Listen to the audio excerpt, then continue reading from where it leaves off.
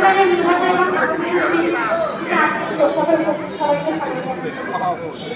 আজকে আমরা স্বাধীন দেশের নাগরিক, কিন্তু স্বাধীনতা অর্জন মোটেও সহজ ছিল না, সেটা আমাদের সবাই জানা।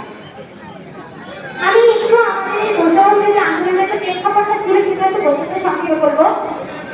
ইতিহাসের সাথে ৫৭% কোটা আর প্রাথমিক শিক্ষক বিদ্যালয়ের শিক্ষক নিয়োগের ক্ষেত্রে ৮০% কোটা, এটা থেকে প্রথম আন্দোলনটা শুরু হয়েছিল।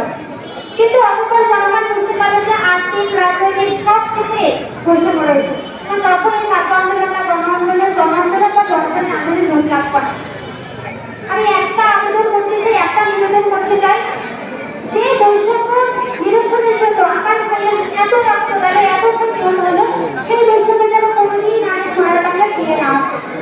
আমার যেসব ভাইবোনেরা ছাত্র আন্দোলন করতে যাচ্ছেন, আজকে স্কুল পর্যায়ে ছাত্র আন্দোলনের বিরোধ করে যাচ্ছেন, আপনাদের জন্য কিছু বলতে চাই।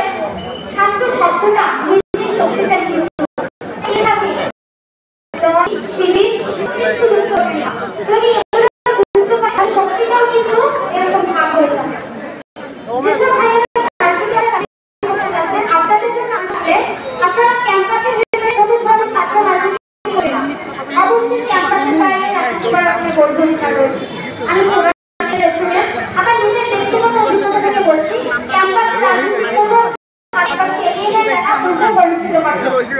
আমাদের স্বাধীনতা এসেছে, কিন্তু এরপরেও আমাদের জন্য শুধু সুবিধা দেওয়া হচ্ছে, লুটপাট করছে, রাজনৈতিক প্রতিষ্ঠান দখল করে নিচ্ছে, তাদের প্রতি প্রাতিষ্ঠানিক সবকিছু দখল করে নিচ্ছে, দখল করছে। এর জন্য কি আমরা রক্ত দিতে স্বাধীন করেছি? এই সোনার বাংলায় কোনো লুটপাট দখল করছে না। যারা দখল করতে চাচ্ছে সাবধান হয়ে যান, আর যারা দখল করেছে দখল আমি কিছু বৈষম্যের কথা বলতে চাই।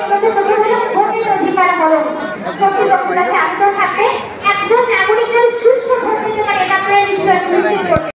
এরপর রয়েছে দ্রব্যমূল্যের ঊর্ধ্বগতি। যখন কিসের জন্য অপমান করবে আগে মুদ্রাস্ফীতি কখন করে, যখন দুর্নীতি হয়, এবং এই কারণে দ্রব্যমূল্যের দাম বেড়ে যায়। আমাদের প্রশাসন থেকে সেনাবাহিনী থেকে প্রত্যেকটা পণ্যের একটা করে দাম দেওয়া আছে, এটা এখানে উপস্থিত সমস্ত ব্যবসায়ী মানুষজন সেই দাম মেনে নিতে বাধ্য থাকে।